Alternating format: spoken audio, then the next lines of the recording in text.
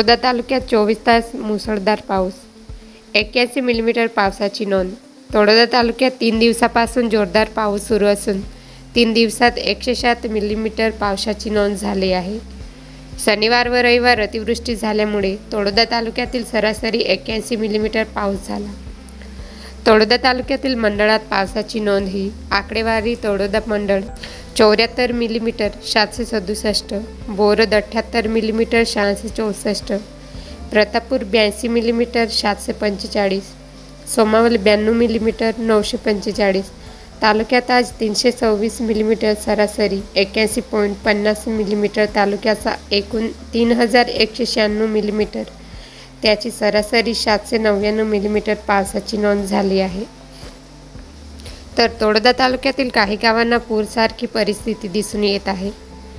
नवापूर तालुक्यात गेल्या 2-3 दिवसापासून खैरवा परिसरात जोराचा वारा व मुसळधार पाऊस सुरू असल्याने पावसाने जोराची हजेरी लावली आहे। नदी नाले ओढे भरभरून वाहत असल्यामुळे नवापूर तालुक्यातील खैरवा धरण भरल्यामुळे साईड ओव्हरफ्लोला पाणी भरभरून वाहत आहे।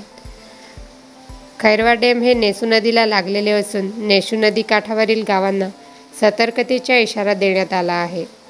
NDP 24 न्यूजसाठी प्रतिनिधी कीर्तिकुमार नाईक।